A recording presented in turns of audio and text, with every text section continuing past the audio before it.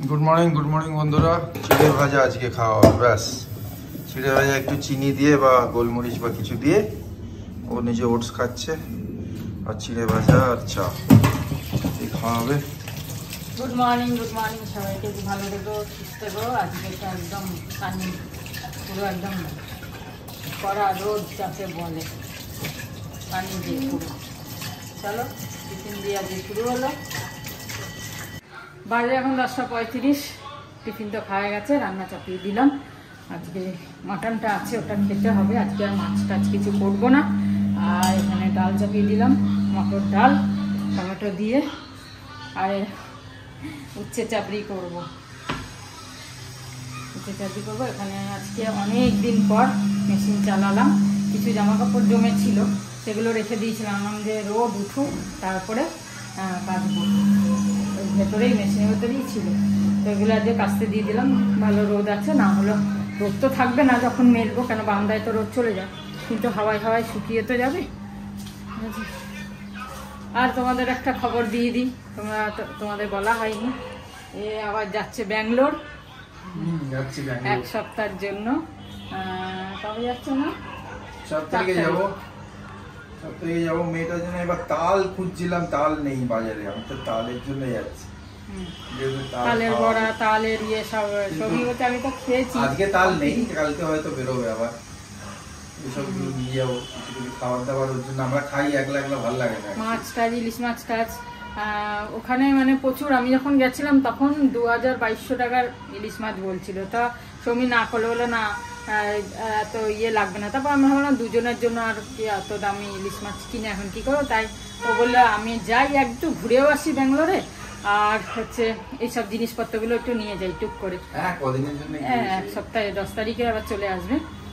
যাচ্ছে কালকে রাত্রিরে টিকিট হয়ে গেছে, সৌমি করে দিয়েছে টিকিট করা হয়ে গেছে।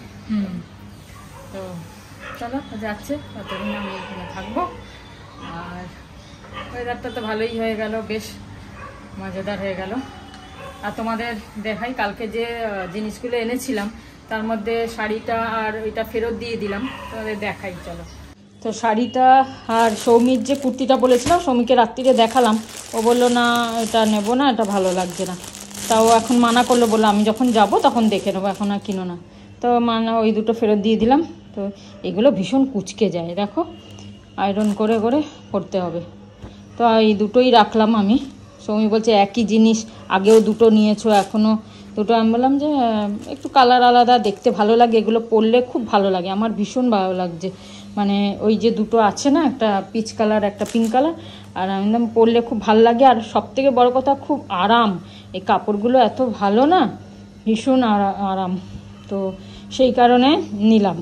এটার দাম নিয়েছে 900 টাকা, এটা ছিল 1050, ও ডিসকাউন্ট করে 900 টাকা নিল।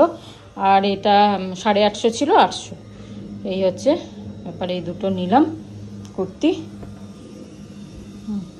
ব্যাস, আবার কুর্তি কিছু কিনবো না, শাড়ি তো কেনা হয়েই গেছে। খালি একটা লাল পাড় সাদা শাড়ি খুব ভালো দেখে কেনার ইচ্ছা আছে, পুজোতে অষ্টমীতে পরবো বলে, সেটা গড়িয়াহাট গিয়ে কিনবো।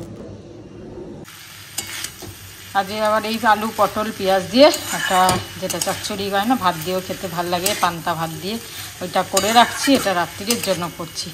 এই গন্ধটা এত ভালো লাগে, পেঁয়াজ পটল আলু কাঁচা লঙ্কা টমেটো, খুব ভালো লাগে।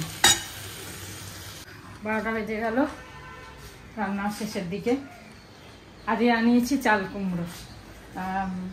এখন তো লাউ খাওয়া যাবে না, এক তো ভাদ্র মাসে লাউ খেতে নেই, আর এখন তো বুড়ো হয়ে যায়। অ্যাকচুয়ালি রিজন ওইটাই, বুড়ো হয়ে যায়, তাই জন্য মানা করে যে এই সময় ভাদ্র মাসে লাউ খেতে নেই। যেমন পৌষ মাসে, মাঘ মাসে মূলো খেতে নেই। এগুলো রিজনগুলো হচ্ছে এইটাই, যে যেহেতু বুড়ো হয়ে যায়, খাওয়া যায় না, সেই কারণে। তো লাউ আবার চাল কুমড়োটা আনালাম, শুকিয়ে গেছে। এ আবার কাটা রয়েছে গায়ে, আগেরটা ছিল না, এটা দেখছি কাটা রয়েছে, তার মানে খুব কচি, বোঝাই যাচ্ছে। যাই হোক, জোয়ানটা তো অনেকদিন পর, আজকে আবার নুন লেবু মাখিয়ে রোদে দিলাম, পেলো রোদটা ভালো মতো। এখন তো মনে হচ্ছে রোদই উঠবে, আর সেরকম বৃষ্টি হবে বলে মনে হয় না। টগর ফুল গাছে একটু করি তো, আসছে রোজ 2-4টে করে। আজকে একটা জবা ফুটেছে আর নয়নতারা, সেই দিয়েই পুজো দিয়েছি। আর এই যে টগর ফুলের কড়িগুলো আবার হবে।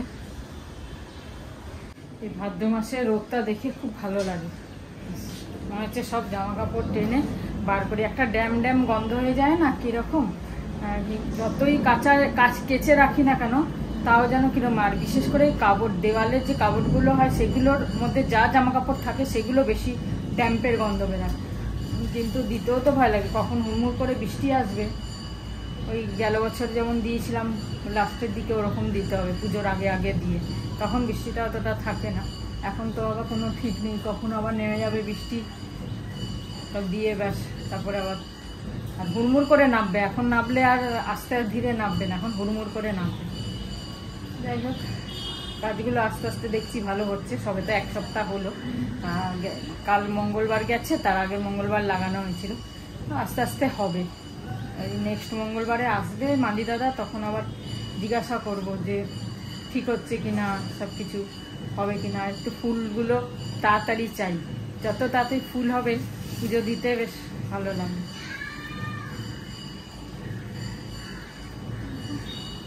আজকে অনেক বাড়িতে দেখছি জামা কাপড় পুরো ছাদে ঢেলে মেলে দিয়েছে। রোদটা পেয়েছে না, সবাই খুব খুশি আজকে এরকম ভাবে রোদটা পেয়ে। একটু এই ম্যাগি মশলাও ঢেলে দিলাম, খুব বেশ ভালো লাগে। আগের এটা ছিল অল্প একটু, এটা দিলাম, আর এটা মিলে অল্প একটুই দিলাম, দিলে বেশ ভালো লাগে খেতে। বাজে হচ্ছে 2:20। তা প্লাম্বার এসেছিল, প্লাম্বার চেক করলো আমাদের এইটা, তোমরা জানতে চেয়েছো এইটা। এটা পরে কালকে বলবে ও যে কি হচ্ছে ব্যাপার, পরে বলে দেবো, খেয়ে দিয়ে নি কি কারণে হচ্ছে। যাই হোক, এখন খেতে বসছি। আজকে এই যে একটু ডাল ছিল, মিলির ডাল একটু, ডাল সেদ্ধ একটু, সব মিলিয়ে খাওয়াচ্ছে। উচ্ছে চাপড়ি ব্যাস হয়ে গেল। কুমড়ো ভাজা আর এই বড়াটা রয়েছে, বড়া তোমরা খেয়ে নিও। মটন এই দিয়েই তো আমার ভাত খাওয়া। লেবু আর এই ডালটা আজকে লাগবে না, ডালটা লাগছে না, ঠিক আছে। এই ডালটা, ডাল খাবে কি নরমাল ডাল? নরমাল ডাল কি আর খাবে? কেন কি ওই আছে ডাল সেদ্ধ? ঠিক আছে, চলো। খাওয়া দাওয়া হয়ে গেল। বাসি মাংস খেতে সত্যি আরো বেশি ভালো লাগে না, টেস্ট লাগে বেশি। মটনটা আজকে যেন আরো বেশি জমে গেল খেতে। আর এবার আরেকটা জিনিস বলে দিই, এই যে চেক করে গেল, সিপেজ সবসময় হয় কোথাও লিকেজ থাকলে, লিকেজ থেকে সিপেজ হয়। তা বাইরের থেকে ভেতর থেকে সব মিলিয়ে জল আসতে শুরু করেছে। এবার ওরা চেক করবে। ওদের পায়েলদের বাথরুমে আর কি লিক হচ্ছে, ওরা বুঝতে পারছে না, বাড়েনি। ওই কোথাও থেকে একটা লিক হয়ে ওই ঢালুটা আমাদের এদিকে, ওই জন্য ওই জলটা গড়িয়ে এসে আর কি এখানে জমা হয়ে গেছে। ওরা কি করে জল বুঝবে কি করে? কে বুঝতে পারবে? এটা প্লাম্বারই বুঝতে পারবে, কোথা দিয়ে জল পড়ছে ওরা তো বুঝতে পারেনি। এরকম কেস কিন্তু অনেক জায়গায় হয়েছে, যাদের উপর নিচে এটা হয় সবাই।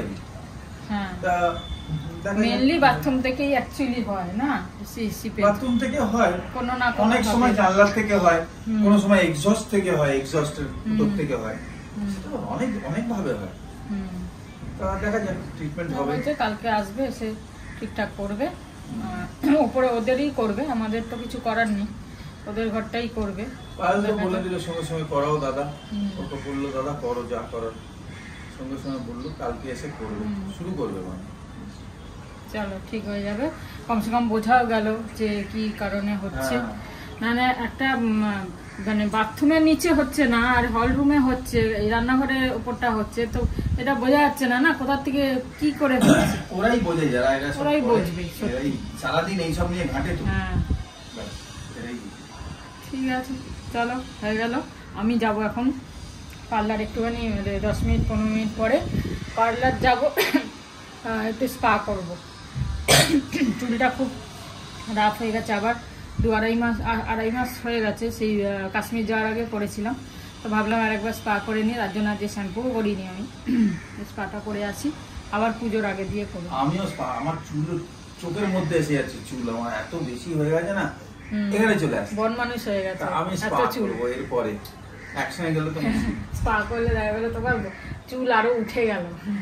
উঠে গেলে ভালো, উঠে গেল মানে কিভাবে উঠলো সেই হচ্ছে ব্যাপার। আচ্ছা, আমি ইচ্ছে করে চুল কম রাখি, দরকার নেই।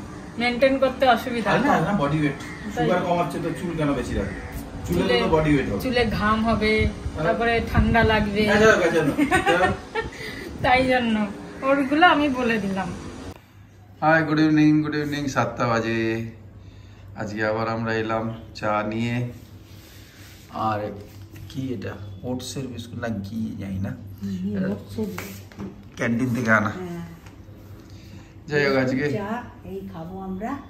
আর আজকে হচ্ছে তোমাদের বলবো হচ্ছে আমাদের সেই ব্রিটিশের টাইমের সাক্ষী যে বট গাছ আছে, জেলে ঢুকতেই মেন গেটে খানিকটা ঢুকে ভেতরে গিয়েই ওই গাছ পাওয়া যাবে। আমরা যখন থেকে গেছি দেখেছি, তার আগে থেকেই রয়েছে সে বহু পুরনো সে সব দেখেছে, সব কিছু স্বতন্ত্রতা সেনানীদের মার ধর ফাঁসি সেই সব সাক্ষী আর কি। তাইতে এখন লাইট সাউন্ড করেছে ওরা, এখন তো মিউজিয়াম হয়ে গেছে, ওখানটা কয়েদি থাকে না, এখন আগে থাকতো, এখন কয়েদি থাকে না, মিউজিয়াম করে দিয়েছে। আর ওখানে লাইট সাউন্ড সন্ধেবেলা হয়, ওই গাছটা সাক্ষী, গাছটা কথা বলে, মানে সেরকমভাবে করেছি জিনিসটা। তা আমরা তো যখন থেকেই ভর্তি হয়েছি, আমার ছেলে তখন অভি তো খুব ছোটো ছিল, ওখানে গিয়ে খেলাধুলা করতো, পাশে বাঁধানো গাছ, কিন্তু মাঝখানে কি হলো একবার গাছটা একটু হেলে গেল আর কি, মানে মাটি হয়তো কম হয়েছে বা খুব বহু পুরনো তো ঝুড়ি নেবে গাছ হয়ে গেছে সেরকম। তারপরে সেই ক্রেন এনে কত কিছু করে তাকে আলাদাভাবে রেখে আবার আলাদা করে মাটি করে মানে সুন্দর করে আবার বাঁধানো করে তাকে আবার বসানো হয়েছে।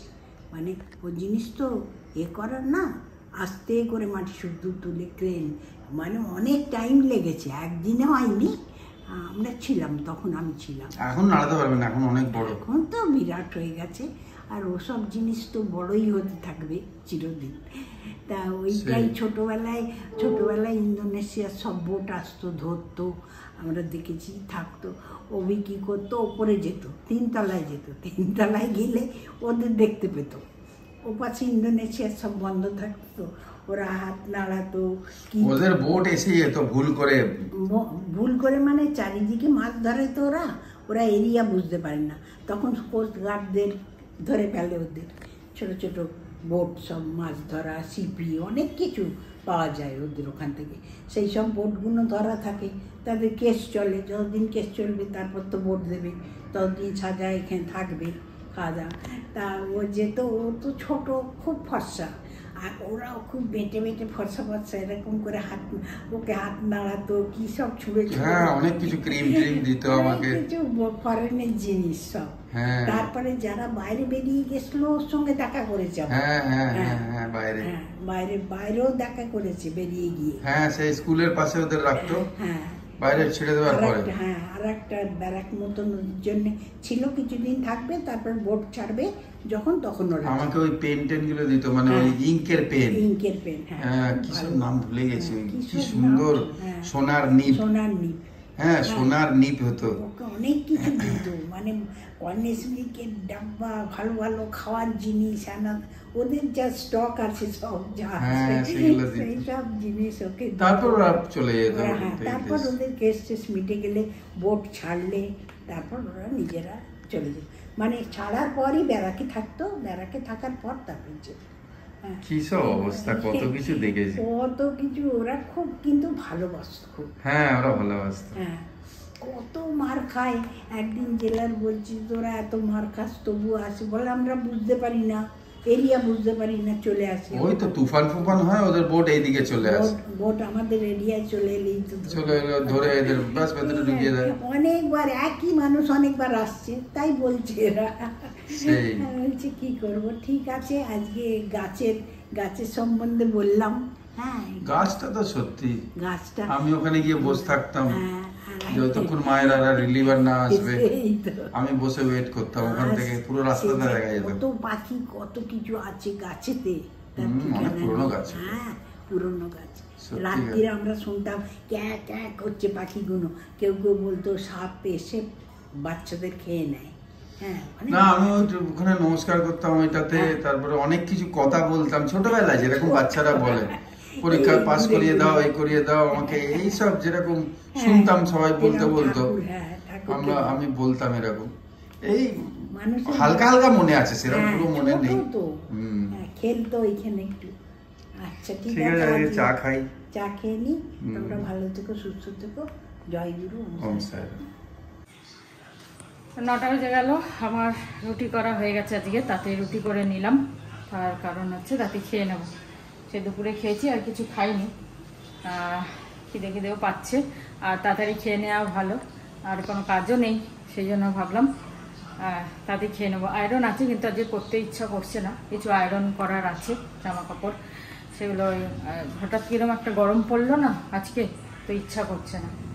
আর খেয়ে নেবো 10 মিনিট পরে, খেয়ে নেবো 9:30টার আগেই খেয়ে নেবো, নিয়ে তারপর বসে মোবাইল দেখি, যাই করি, একটা টাইম কাটবে, কিন্তু তাড়াতাড়ি খেয়ে নিলে ভালো হয়। চলো আজকে ডিনার রেডি, এই বড়া, তরকারি, রুটি আর এই জাম দিয়ে আজকে ডিনার শেষ।